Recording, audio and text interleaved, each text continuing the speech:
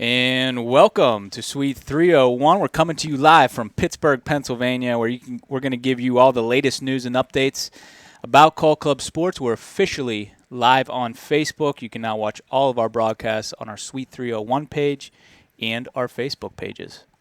I'm alongside Alec Verhoff. Yeah, be sure to like our Facebook page, follow us on Twitter, subscribe to our YouTube channel. You can see videos and old episodes of Suite 301.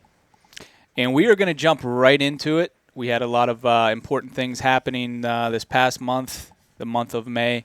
The Division I national champions, the University of Illinois, Matt Flock, will be joining us here in just a minute. We're going to talk to him about their experience down at the World Series. And I believe, hey, Matt, are you with us? Yeah, how you guys doing, fellas? Good. How you doing, man? Good. You can hear me all right? I can hear you all right. Matt. Perfect. First and foremost, congratulations on winning the 2019 NCBA Division I National Championship. Obviously a huge feat for you guys. The University of Illinois, not a stranger to the World Series, but your first ever national championship in club baseball. Talk to us. I know you guys were most likely out of school, Right. you know, when the World Series was happening, but was Right. it well received by the school? Did you have school officials reaching out to you, congratulating you, things like that? Yeah, our support was pretty impressive, especially most from our alumni base, which was really cool to see going back to the first team all the way back in 2005. There were several watch parties, 2, 3, 4 watch parties from guys who used to be on the team. And for us, that's where it all started, having those guys build that program and making the World Series actually their first year as a team, I think back in 2005, and then Yep. kind of just having it come full circle and come to fruition as a team in 2019. I mean, obviously it was really special for us, but it's, like we said, a championship for everyone who's ever been on club baseball. And having their support the whole season and then seeing it come full circle with the national championship was pretty special. And that is cool to have the alumni. And I just being around the Right. NCBA for as long as I have, I know a lot of those alumni. So that's cool that they got together and did watch parties. That's pretty sweet. Your last time you guys were in the World Series was 2016, which isn't that Right. long ago in Paducah. I'm sure there was a few guys on that team. I don't know if you're one of them that were a part of the team in 2016. Obviously, you guys didn't win the national championship there, but for those guys that were a Right. part of the team in 2016, was that any motivation this year to get the job done in Holly Springs? Yeah, most definitely. I actually was a freshman that year, so that was my very first year, and that year we had a really strong group of seniors and freshmen. So as a group, going to World Series that first year, we set that as our goal, and it kind of gave us some great experience. But more so than anything, gave us kind of a goal to work back towards. But yeah, there was myself, Grant Miller, our coach, who was the catcher, Ben Sanborn, right at the heart of our order, played first base. Mike Cadella, who you guys talked to in mid-game interviews, all of those guys were freshmen that year. We went to Paducah in 2016, and I think we've been saying that the whole year. That was a big part of our success, is we had a big group of seniors, who have been there before, but overall set a goal and had a big picture of what we wanted to do. So yeah, that's a great point. I mean, just being there freshman year and not playing as well as we hoped, but having an idea of what we're always working back towards. That was what was so special to me, is to do it with those group of guys. I mean, those seniors are some of my best friends, and then to be able to make it our last year and end up winning a national championship with those guys who I've been playing with for 4 years was probably the most special part to me, honestly. Cool. And tell us, I mean, you guys all season long, I mean, you guys were not a team, at least from my personal viewpoint, not a team that really flew under the radar. I mean, you guys were, especially at the spring training, I think you opened a lot of people's eyes with your performance down at spring training. Me being one of them. It wasn't, you weren't playing, cake teams. You were playing some of the upper echelon teams down at spring training, and, you were winning. And Right. tell us, I believe you guys played Iowa down at spring training. I know you played some other big universities, but how did that spring training experience help you guys get to the point where winning the national championship? Yeah, definitely. I feel like that's where we kind of realized our potential and how good we could be, because, like you mentioned, we didn't really even start the season ranked. We were just outside the cusp. We received votes, but we weren't in that top 25. So that really, I feel like, put a spark under our ass, and we really wanted to be able to, hang and show that we could play with those ranked teams. Like you said, we played Iowa, Iowa State, if I remember correctly, and Florida. and we came out with W's against all three of those teams. And from there, we kind of saw what we had and the potential we had. So it was just putting it all together and making sure we performed to the standard that we knew that we could. But yeah, that was a great experience. That was a great first weekend, and like you said, it kind of all started there when we started beating teams that we knew we could see later down on the road, especially down in Holly Springs at the World Series. That was probably one of the highlights of our season, is finally getting to play in warm weather, stuck in Chicago that whole time, and seeing the ball fly, seeing our pitchers being able to sling it a little bit, and then hanging with those teams and ended up coming out with a few W's. That was a lot of fun. That's when, like you said, the train kind of got rolling. And you talked a little bit about your pitching. What I was really impressed with was how you guys at the World Series really managed the pitching. I believe, and at the World Series I'm running around, so I don't get a lot of time to sit down and really watch the games. But I know going into the national championship game against Grand Canyon, I believe you had Hilty available and you had Van Dyke to start. Right. But tell us how you guys kind of approach each game. How do you guys decide who's going to go out on the mound? Because I think that was one of the big, the big reasons you guys won that national championship game is your depth at the pitching position. Right. I mean, there's not much to say on Grant and I's end. They make it easy for us. Those guys are gamers. They come out and they can throw the baseball, man. I mean, if you guys saw from the World Series, we had our three starters, and Charlie Van Dyke, who started the national championship game, Andrew Jurak, and then Hilty. Those were our three-headed monsters. But then just going out from those guys, we had Jake McFarland, who would be a starter on almost any program in the country. We had Anthony Martin, who was hurt for most season. He came back and pitched that last game of regionals. For us, it's not very complicated. Those guys want the ball, and when they have the ball, they don't want it taken out of their hands. They're ready to go. And I mean, specifically kind of referring to your question, when it came to the national championship, I mean, at the end of the day, to be honest with you, those guys could have thrown 150 pitches the day before and they would have gone out and tossed. They were ready to go. And that final game was kind of a whole staff effort. We ended up, like I said, using all three of those starters, Charlie, Jurak, and then Hilty closing it out. But yeah, they made Grant and I's job easy. They came out there and they're phenomenal. And we're not losing a single one of those guys next year, so it's sure going to be fun to watch them come back and toss next season and see if they can defend that title. So there's not much to it. Honestly, those guys can just pitch the baseball and let them go out there and do their job. And piggybacking off that, you said you're not losing any of those guys for next year. So what does the team look like for next year? So that pitching is just going to still be there right intact. You'll still have those four pitchers who will just, I said, will come out and kind of form the heart of a rotation. Charlie Van Dyke, Jacob Hilty, Andrew Jurak, and then Jake McFarland. On the offensive side, there's a few seniors in the heart of that order that we lose. We lose me at the leadoff spot, Ben Sanborn in the 4th spot.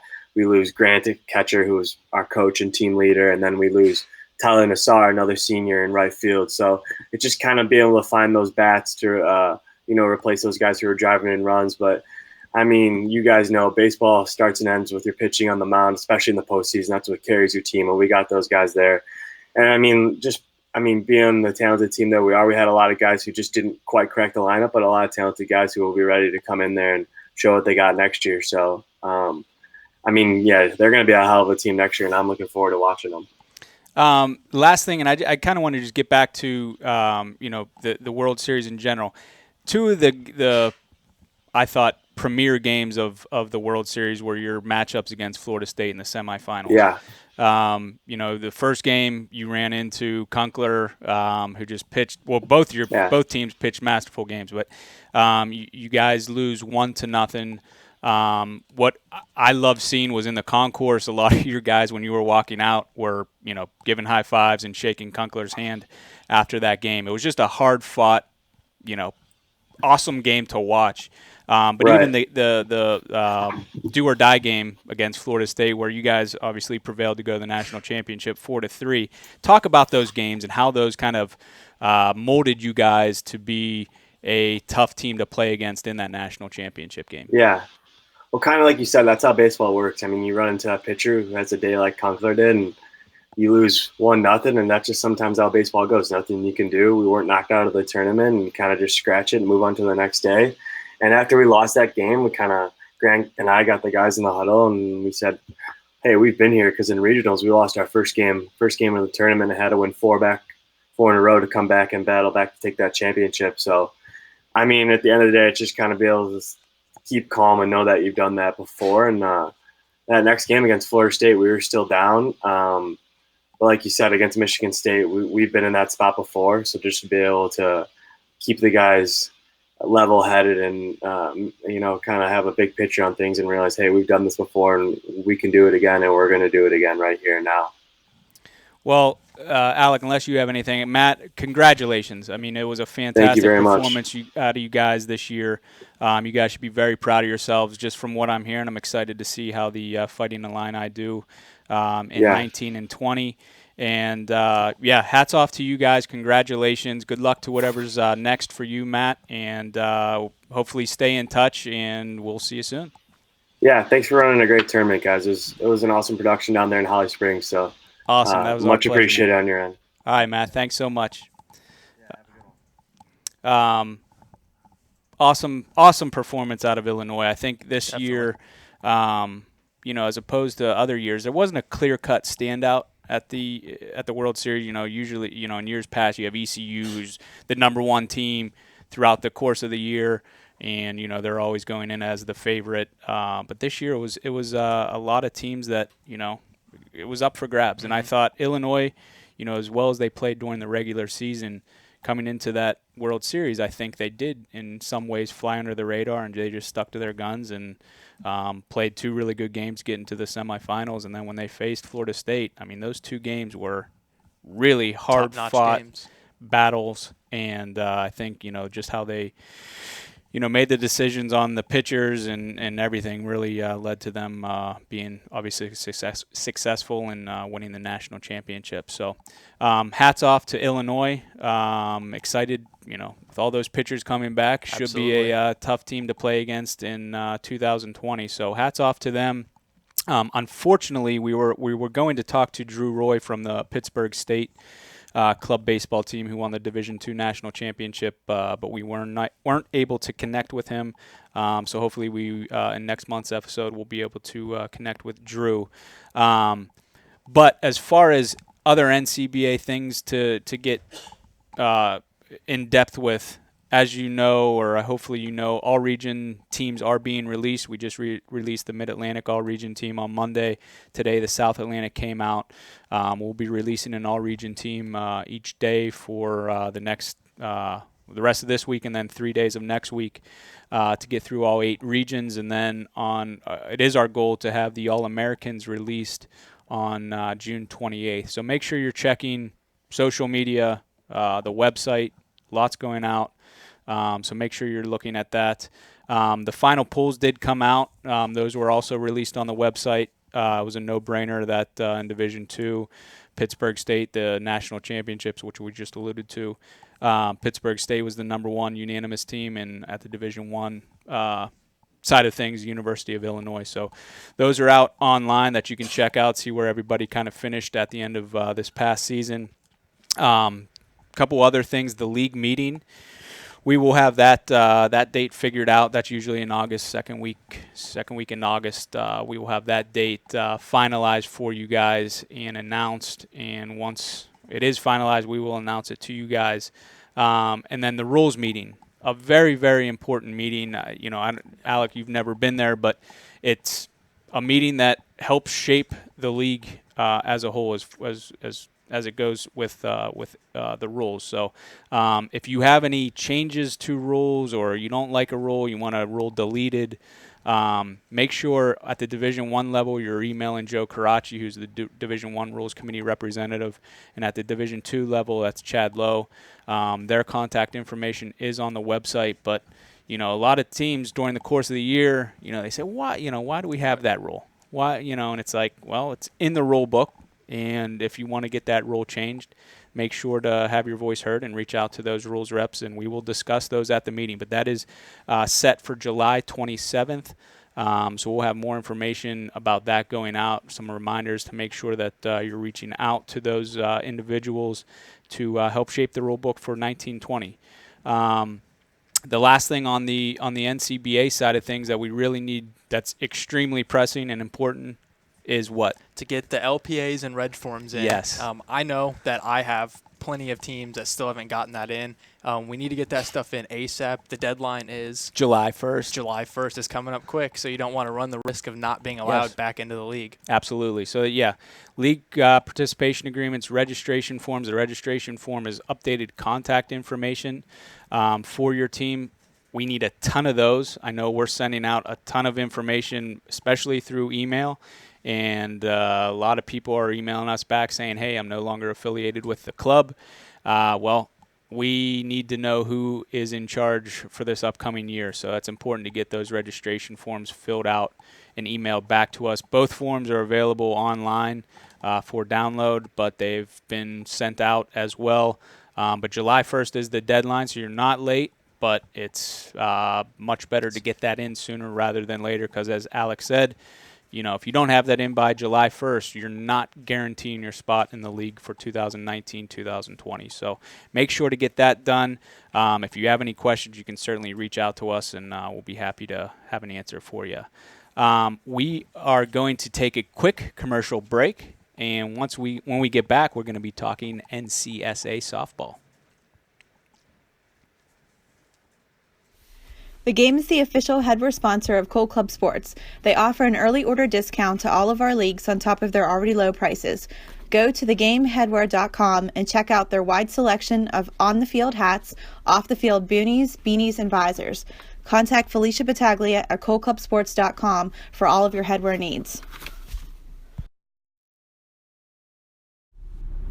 Fundraiser is the official fundraising platform of Savannah Cold Club conducting Sports. The interview with Teams the girl? have the opportunity With to Megan? create a free online campaign to begin accepting Yeah. donations What's in up? hopes of reaching their fundraising goals. Please be sure to Chilling. contact Cold Club Sports for more information on this amazing platform yet. for all of your team's fundraising Our needs. director sucks, but Nolan Ryan. Oh, nice. Don't care. Huh?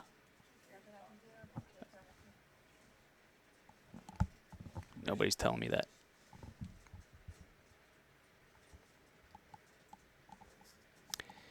And we are back. Thank you for sticking with us. We are going to get into some softball talk, National Club Softball Association. We have Savannah Aarons joining us via Skype, and she should be on camera here shortly. But Savannah, thank you for joining us. I know lots of things happening. We just finished May, so tons of things happened this past month. And we're going to get into the MVP from Ohio State, Megan Donnermeyer, interview with her. But before we get to that, I want to talk to you about some things softball related. So what's going on, softball? New teams, anything of important to note to the viewers? Yeah, we've got 7 new teams already signed on for the upcoming 2019-2020 season. The University of New England, Michigan Flint, Providence, UNC Greensboro, University of New Haven, Washington University in St. Louis, Georgetown, and then our 8th team that should be on within the next week is George Mason. They've already completed half of the process, so just waiting on a few paperwork items from them. Okay, good. Sounds like some nice growth in the softball area of things, and yeah, it's very widespread. Well, good, which is nice. Good, and then All-Americans, those were released. Yes, we had All-Americans released. All region teams were released leading up to the World Series. That's kind of like our big work up to the World Series, and being able to see those all region players, actually some of them playing in the World Series, is kind of neat. And then after the World Series, we do All-Americans. And it was the biggest field in terms of teams ever. We had 21 teams represented this year in the National All-Americans, Wow. 35 players total representing those 21 different unique teams. So it's just a testament as to how competitive the league's getting, and it's growing, and just being able to spread it out amongst those 21 teams. I mean, we had 16 teams at the World Series, so you're talking there were teams that weren't even at the World Series that had elite players in the field. So that was really exciting to see. Well, that's cool. Yeah, that is a testament to how, the parity of the league. It's not, heavy to one few teams. It's spread across. So that's obviously what we're looking for. Now, speaking of the World Series, we have Megan Donnermeyer, the MVP from Ohio State, joining us. Megan, thank you for joining us. I'm going to hand it off to Savannah to talk to you about your experience at the NCSA World Series. Okay, thank you. Hey, Megan. Hi, Savannah. Hi, this is Nolan. Hi, He's making his Nolan. debut. First of all, I want to congratulate you again. That was an amazing feat. We've only ever awarded an MVP to a team that wasn't the national champion one other time, and it was overwhelmingly apparent that you were going to be the MVP. I mean, well into the elimination round, just because the teams that were there respect you that much. So a testament to you, and a testament to getting your team, Ohio State, to its first ever national championship game. Like that's huge and exciting. And I want to talk to you a little bit about that. Thank you. Your guys' run. Like, tell me how you did it. It's a good question. It was a lot of hard work, I guess, for our team together. We could push through a lot through the season. And being short staffed wasn't an easy feat, but it was nice. Everyone just having that will to play and keep pushing through. So that's kind of how we did it. Even though we started off a little rough, like losing the first 2 games in pool play was not good.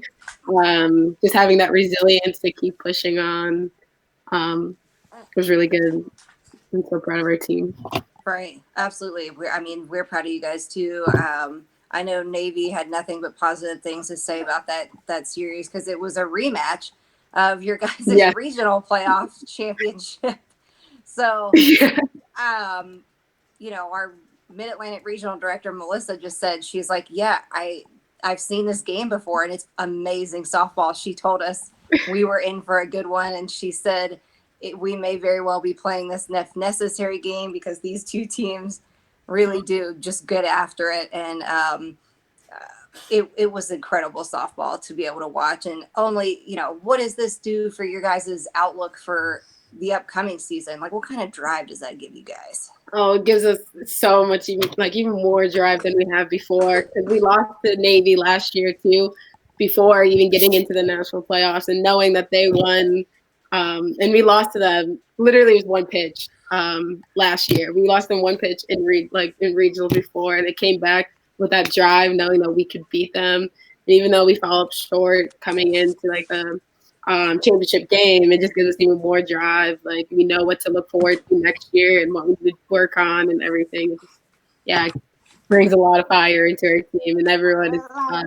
That's what I like to hear. I know we are looking forward to seeing you guys make another run at it. We'd love to see that. And just a testament, I'd love to see you again, because I'm about to read off this stat line for you guys, and it's absolutely ridiculous. This was Megan's stat for the entire tournament.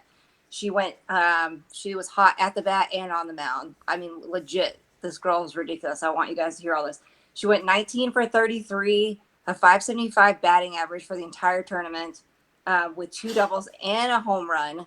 And then on the mound, she pitched. She was a workhorse for Ohio State, 43 innings, only 9 earned runs given up, and 56 Ks. 56, which is unreal. And again, just a testament to you.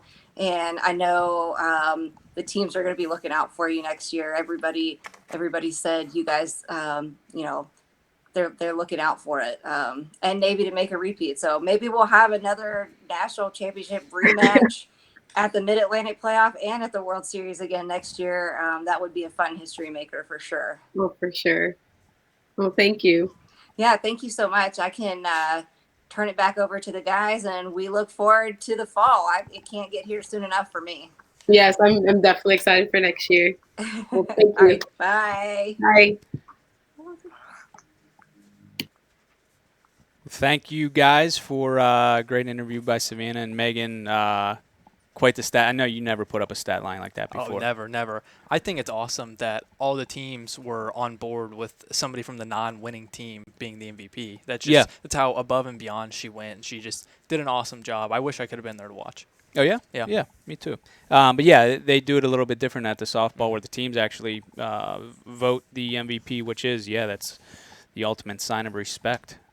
So congratulations to Megan, and hopefully that is some drive for the Ohio State team to get back to the World Series in 2020. And but we are going to take a quick commercial break once again, and we are going to get back and we're going to talk about National Club Basketball Association and the National Club Football Association. Stay with us. Rawlings is proud to be partnered with Call Club Sports. If your team is in need of any products that Rawlings has to offer, contact us today. Rawlings, the finest in the field.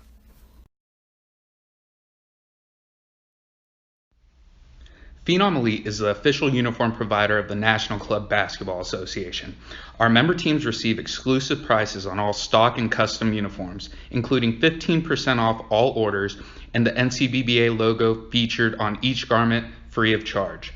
For more information, contact sponsor account manager Zach Ramirez.